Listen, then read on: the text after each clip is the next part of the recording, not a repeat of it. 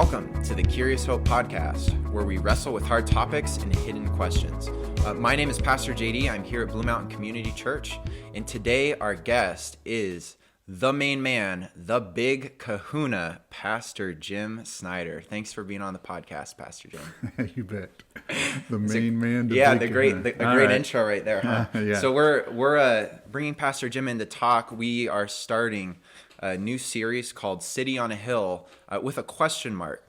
And so the thinking behind the series is we really want to look at how Christ followers should engage with culture.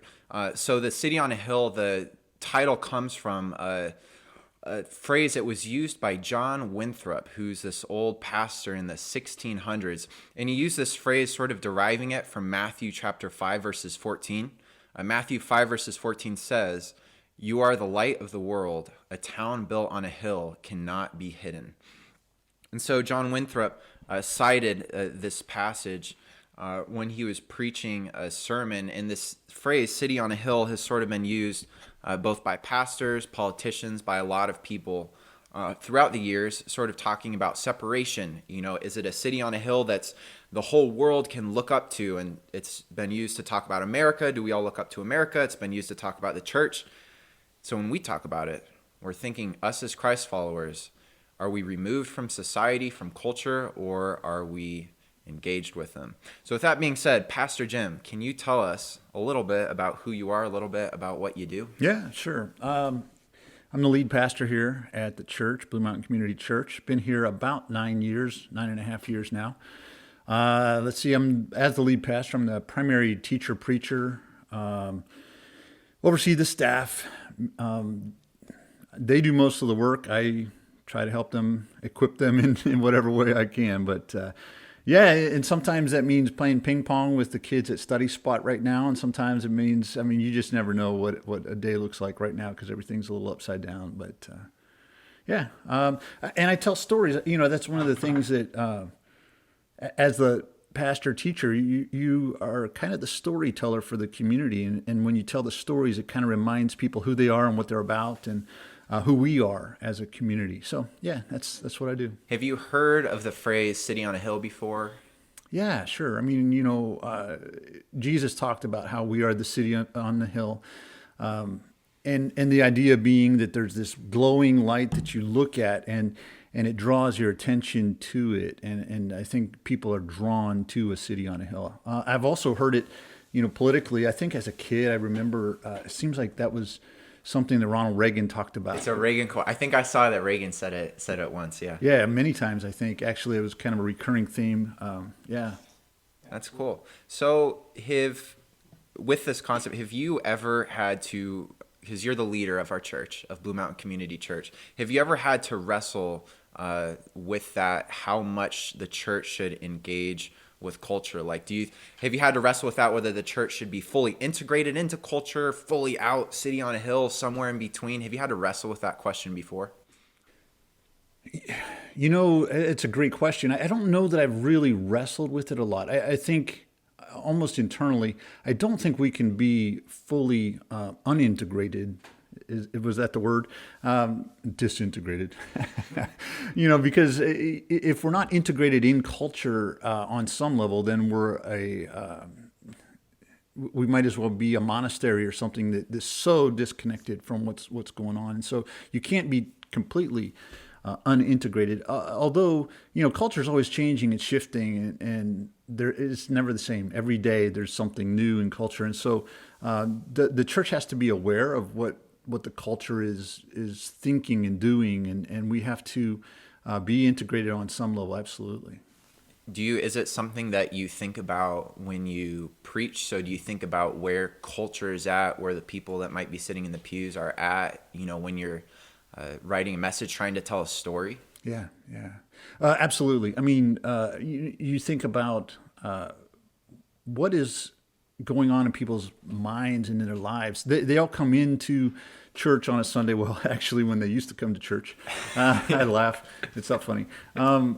But people come into the room or the log online and watch it online with all kinds of thoughts in their minds and on their hearts. And sometimes speaking into those places. Well, not sometimes, all the time, speaking into those places, or using common illustration that well, not even an illustration, but using a story that they're familiar with. It really helps connect the deeper message that you're trying to get across to them, because that's where they are. Yeah. Yeah. So I'm going to transition sort of to our main cultural subject or element of culture that we really want to talk about today. And I made sure to save the hardest one. Well, not save, we're starting off with the hardest one, at least I think the hardest one in the series, politics. What is political culture like right now? And that can be a short or a long answer. Yeah, right. It's up to you. You can just say bad and then ask me to keep talking. But No, what do you think political culture is like right now? I think it's been, leading up to the election, I think it's been pretty toxic. And we've looked at that quite a bit on a Sunday here and there. It's just been toxic. There's just a lot of hate speech. There's a lot of really different views of reality of what is really happening out there and what's going on. So it's been a pretty tough political atmosphere for everybody. Yeah. Do you experience that? You said it's been a toxic, tough atmosphere.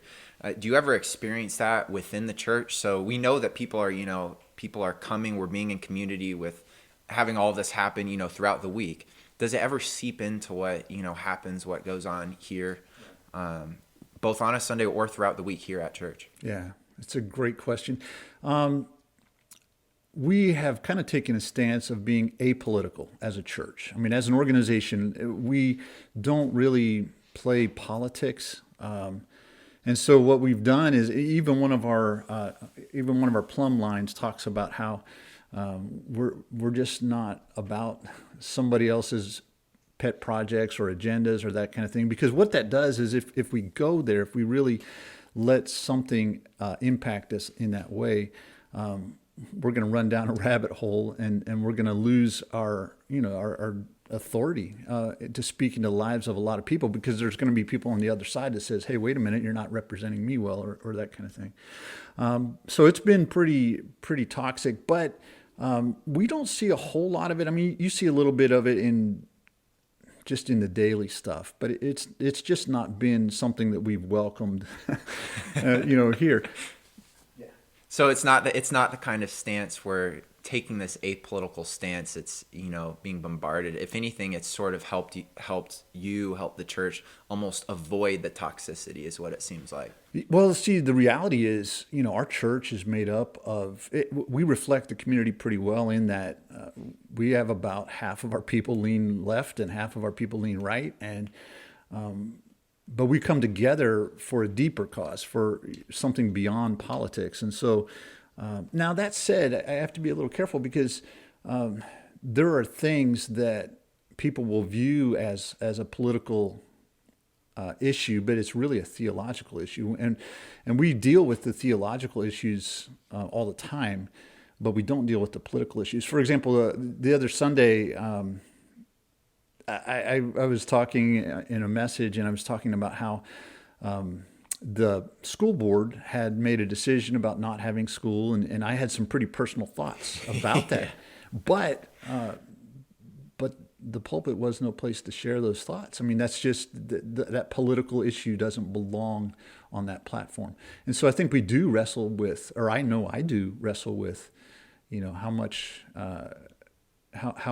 is appropriate on the platform or not. And I suppose sometimes my political ideas might slip out now and then, but that's part of, it's never an intentional political stance necessarily.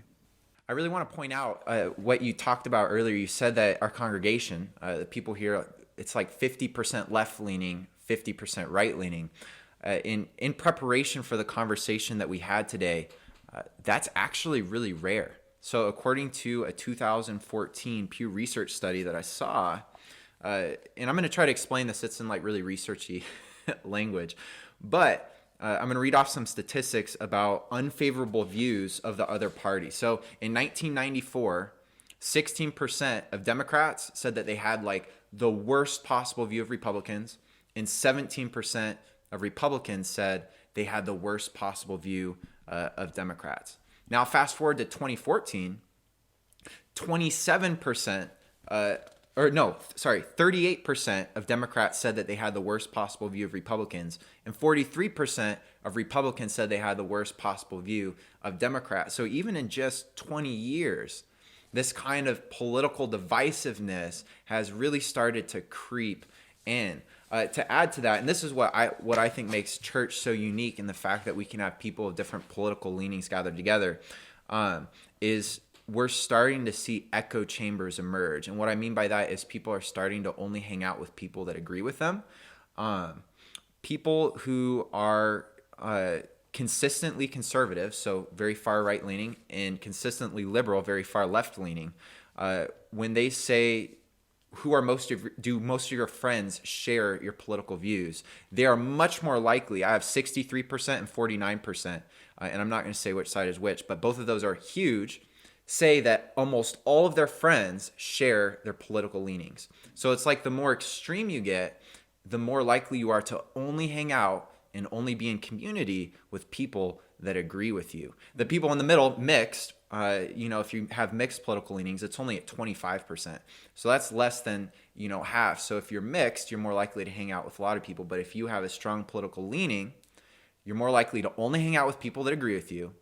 And then the previous study, like I just quoted, said more and more people are becoming extreme. And so in this kind of divisive climate, you said from the pulpit, you try not to let your political views creep in. Is that something that should just be, and this is a hard question, is that something that should just be from the pulpit, or is that something that we should carry throughout our daily lives because of how toxic this culture and climate is? Yeah, hard question. No, I think definitely the pulpit. It's inappropriate for me to give my political spin on the world and on life from the pulpit. But like I said, sometimes some of the issues that we look at are theological issues, and that's not ever inappropriate. And so, I think that personally, the way we approach people around us, we should be respectful of them. Leslie, my wife, says it's a beautiful thing to be purple. When everybody's red or blue, it's a beautiful thing to be purple, because when you are purple, you're able to kind of connect with both sides and kind of hear and see and feel. It's almost like you're this alien who actually understands everybody. And but I think, in a very real way, the church, it needs to be in touch with the conversation out there. But to side on one side or another on political issues, it's just out of line. But at the same time, on a personal level, no, I think it's fine for you as a individual to share your opinions, your thoughts in a respectful way. But that's the big key, is the respectful way. And there's just not a lot of respect, and there's not a lot of common courtesy and decency. It's pretty toxic. Yeah. And when you say respectful way, it's almost like you said, it's a beautiful thing. Like Leslie said, it's a beautiful thing to be purple. If you're talking with respect, then that means you can also listen with respect. And so you have a much higher chance of being able to understand someone who's different than you. Yeah. So would you say that's, if we're going to, as Christ followers, share our political beliefs, we have to still do our best to understand someone who might be different than us? Is that part of that respect? Yeah, if you don't understand the other side, then you're in an echo chamber. Yeah. If you don't really hear them, and the person who thinks differently than you will be surprised to think that you actually heard what they said, and they will receive your message maybe quite a bit better if you're respectful to them. Yeah. That's a great point, because we have so many echo chambers. The fact that you can listen is almost a witness and a testimony too. Because that's just so rare, being able to be respectful. I want to turn to Scripture. So we try to read Scripture every single episode of the podcast. We're going to turn to Matthew chapter 22, verses 17 through 21. Tell us then, what you think. So this is, I should give some background on this. Jesus is in the temple. And the Pharisees, they're trying to trap him because the Pharisees always just had it out for Jesus. So this is the Pharisees, they're trying to trap Jesus on a political question because political questions are tricky. So here we go. Tell us then what you think. Is it lawful to pay taxes to Caesar or not? And that's the Pharisees asking the question. But Jesus, aware of their malice, said, Why put me to the test, you hypocrites? Show me the coin for the tax. And they brought him a denarius. And Jesus said to them, Whose likeness and inscription is this? They said, Caesar's. Then he said to them, Therefore, render to Caesar the things that are Caesar's, and to God the things that are God's. When they heard it, they marveled, and they left him and went away. Pastor Jim, can you help explain this passage a little bit, maybe some of the background that's going on, or what we can take out of it, what we can take away? Sure. My understanding with what's happening here is they're trying to trap Jesus, yes, but it's really the kind of thing, if Jesus, they want him to say, no, you shouldn't pay taxes. I mean, that's what they're hoping that he'll say, and that's what they think he'll say. But if he says that, then it's basically a trap that could lead to his death, because he would be opposing Caesar. And if he opposes Caesar, then they could take that to the powers that be and have him executed. And so they want to trap him and have him killed. It's not just to trap him and have him step on a political issue. But he does something brilliant and something incredible. He says, take out the coin, and whose image is on it. And the image is obviously Caesar. Give to Caesar what is Caesar's. So give Caesar the coin that has his image on it. But everybody there, these were good Jews, and they knew that humans are made in the image of God. They've been taught this every day. I mean, they know this backward and forward, that they themselves are made in the image of God. And so he says, give to God what is God, which obviously he's saying, give to God the thing that's made in the image of God, which is your own lives, your own selves, your own souls. And so it just shut them up. They're like, whoa, okay. Yeah, so I mean, he pretty much dodged that pretty well, but he circled it back around and helped them feel the heaviness of that. Another hard question, sort of based on that. Was Jesus political? So in doing this, was Jesus, being political, saying, yeah, we should, pay to Caesar what Caesar's? Was Jesus political? And you can answer that how you want, because it's sort of a loaded question. Yeah, I mean, the word political is kind of a funny word. It means several things, but I think Jesus was refusing to be political in that.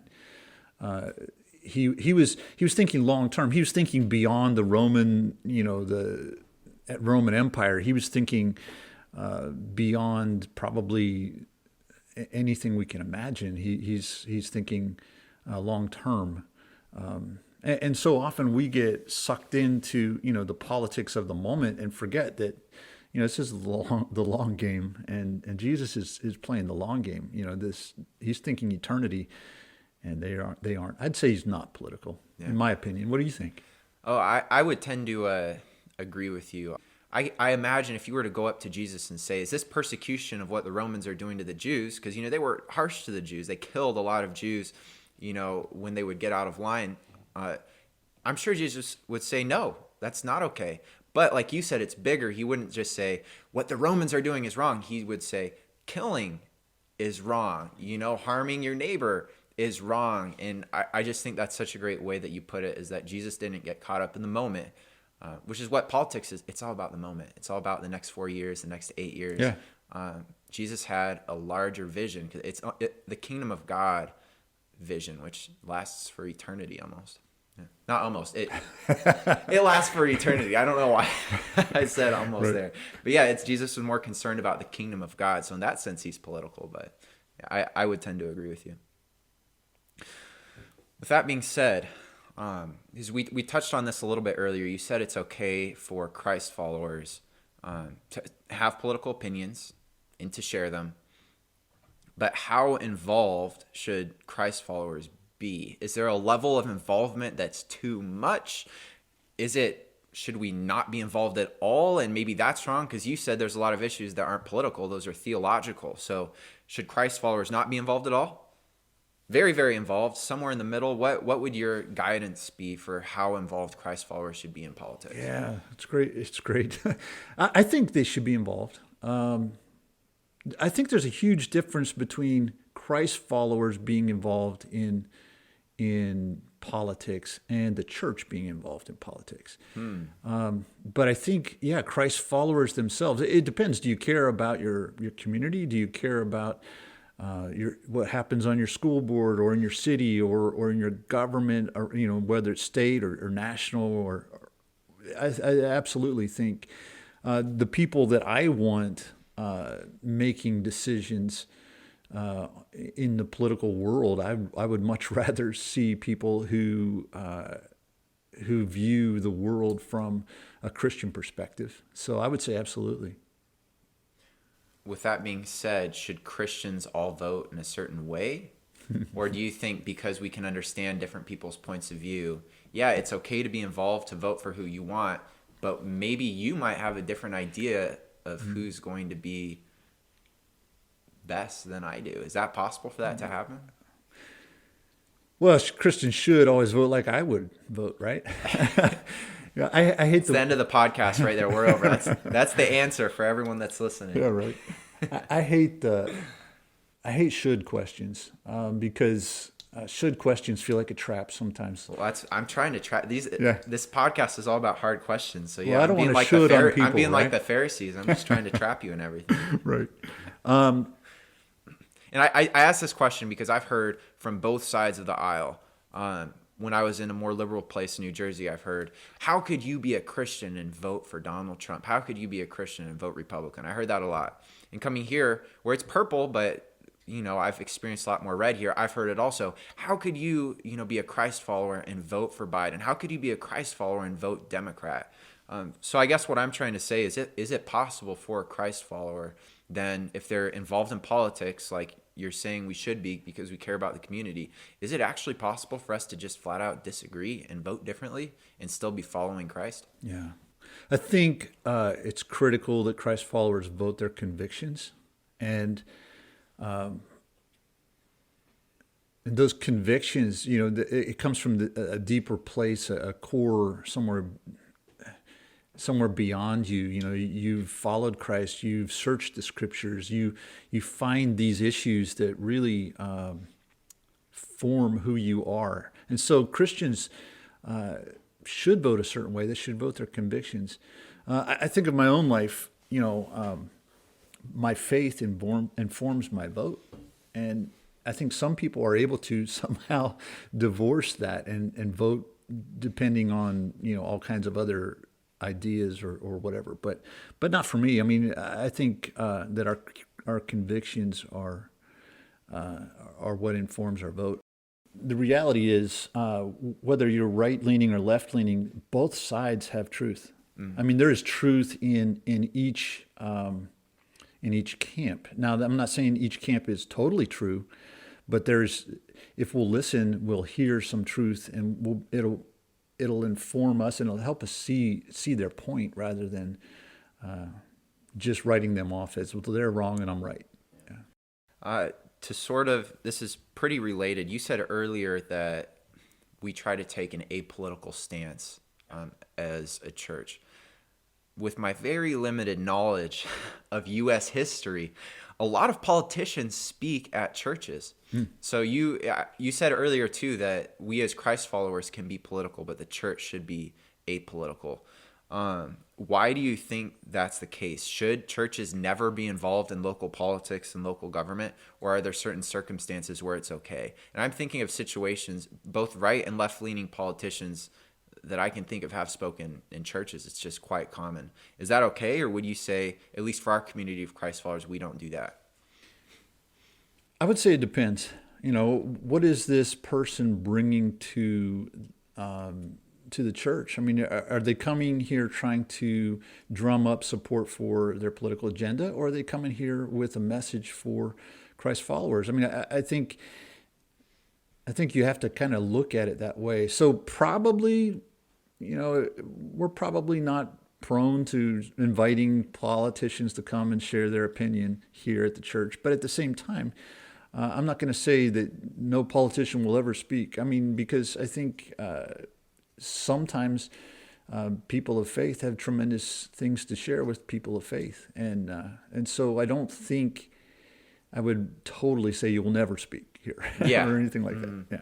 But as long as they're talking about the big picture faith, it's not about their political platform. Yeah, That's the yeah. I line mean, that you if would you're draw. here to drum up votes, we're not interested. I mean, I'm not interested in that on any level. We as a church, this is the direction that we're heading. It seems to me, on both sides of the aisle, that politics and religion have been going more and more hand in hand. So I remember quite specifically a professor that I had that talked about the secularization of Europe.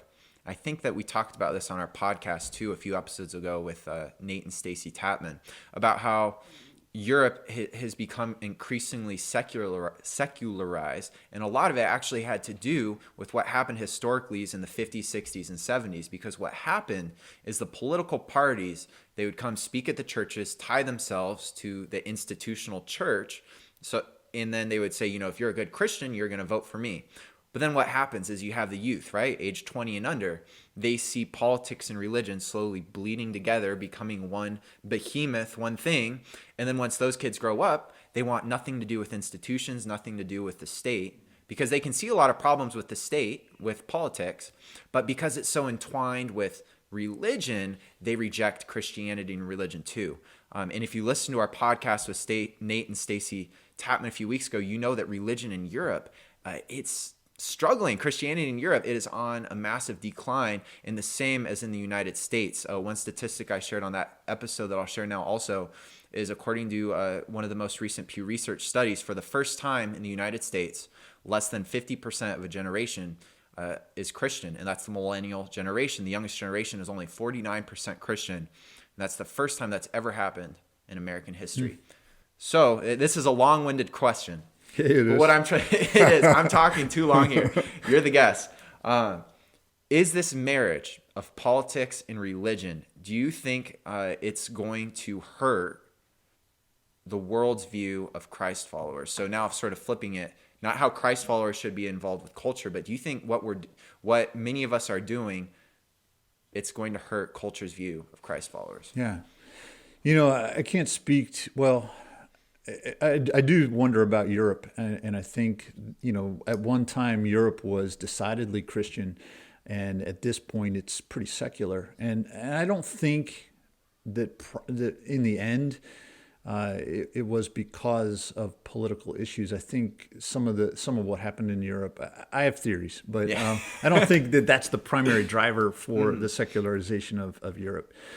Do I think that the marriage between I was like, even if that hypothesis, is completely wrong, is this the marriage of politics and religion? I don't know. Do you see it? Because I'm saying, from a personal view, I see how the marriage of politics and religion in the United States has been ramping up over the last few years.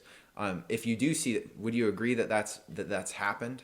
Yeah, I mean, I think I've seen it over my entire life. I think there's always, at least in my lifetime, it's always been kind of a weird and icky marriage that I struggle with. And that's part of the reason that we strive to be apolitical, because it's just not a healthy thing. You see, a politician will really try to gain support from a church, and they'll do various things that they think the church would love to see, or they'll I don't know.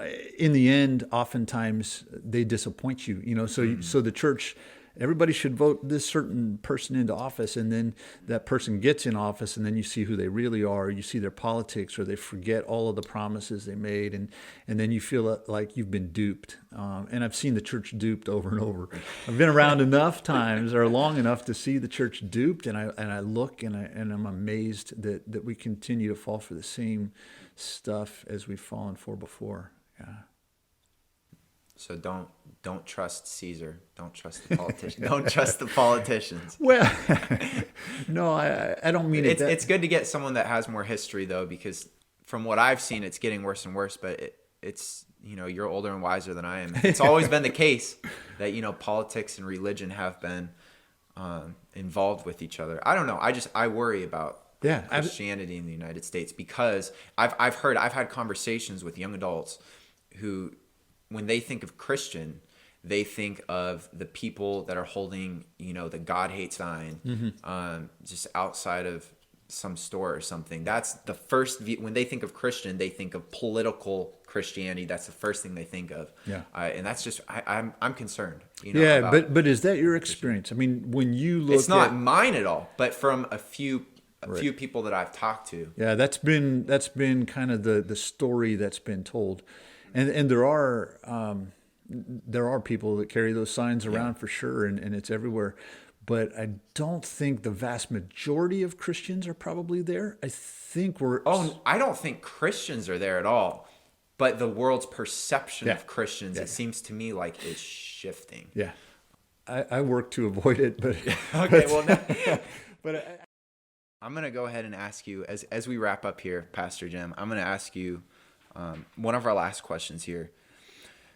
Do you think it's okay for us, and this is one of the, at least I think it's hard, is it okay for us to use the Bible to justify politically charged stances? To use the Bible to justify politics? It feels like you've already sort of answered this question with how we should have theology behind why we make our political decisions, but what about using the Bible to that extent too? Yeah, so I hate that phrase, use the Bible, because we can make a biblical argument for a lot of unbiblical things. And people do it all the time. We can twist the Bible, we can take it out of context, we can create a biblical argument for things that Christ would have never supported and that God stands against. And yet I think of slavery, that somehow that was justified in the South biblically. And yeah, is slavery in the Bible? Absolutely. Does that mean it's okay? Well, there's no way. And yet people did. And so it's definitely done, but it should never be done. We have to be careful with the Bible. So it almost feels like you're saying don't start with what you want the Bible to say and then go to the Bible, but rather start with studying Scripture, having a deep knowledge of it, and then what is God trying to tell me? What are these theological convictions that come out of that? It's almost like the reversal of how we. Yeah, I think it's more intellectually honest. Even if I want the Bible to say something, I can go to the Bible wanting it to support my opinion. But if I'm intellectually honest, I have to really dig down and ask, what is it saying? And sometimes it's going to change my mind because I look at it and it doesn't support my way of thinking, and it doesn't support my my viewpoint. And if it doesn't, then I better not be trying to make it sound like it does. I was just going to ask that. Does the Bible always agree with you? Does the Bible always make you happy? Because my experience is the Bible makes me frustrated. Like I want to feel one way, and like you said, if I'm being honest, Scripture's saying something else, and it's frustrating. But it sounds like that's how it should be. Yeah, absolutely. I was thinking about the marriage of church and politics, and it made me think back to 2008. Do you remember when Rick Warren held the debate, basically a debate? He took 20 questions to then Senator Barack Obama, and then he took 20 questions to John McCain, and they kind of compared. Anyway, that's Rick Warren, this church leader who took these questions, and that was one of those things where this major evangelical church leader thrust himself right into the middle of that, and a lot of people thought that's the greatest thing I've ever seen, and that's one of those things that I don't think it's the greatest thing I've ever seen. You don't want to moderate a debate between Trump and Biden? That doesn't sound fun. Yeah, I mean, now that you say it, maybe, but it's funny. So, and I had never heard of that. I think I was really 12 or 13. Oh, right. I'm pretty young. But yeah, that's interesting. I bet the church probably was all over that. Maybe a few people felt uncomfortable, but that's interesting. Yeah. I wonder what that would be like if that happened today. Anyways, I'll let our listeners think about that. We don't have to speculate on what are the two candidates, how they would respond. Are there are there any last takeaways that you might have for our listeners as we wrap up? Any last thoughts on this topic? Yeah, so almost every political issue that is so important to us today isn't so important tomorrow. Almost all of them. Some of them are, some of them do impact us for decades and generations for sure. But most of the things that we really get riled up about really are not as big of a deal, and they're not worth hating your neighbor, and they're not worth, stealing the sign in their yard or calling people stupid in names and whatever. I mean, it's just it's unbecoming of Christians to behave in the way sometimes we can get drawn into. I would say that we have to be careful not to get drawn into the fray, but instead to take the long view and not ruin our witness because we got so wrapped up in the moment. Well, I want to say thank you, Pastor Jim, for being a part of our podcast. I know you have a busy schedule, so I really appreciate you coming on. Thank you to our listeners. Thanks for listening in.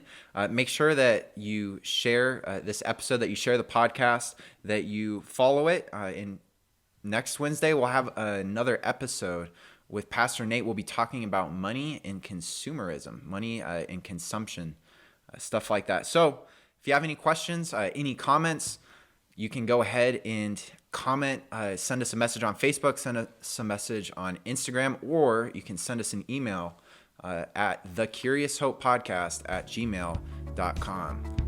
Once again, thank you, Pastor Jim.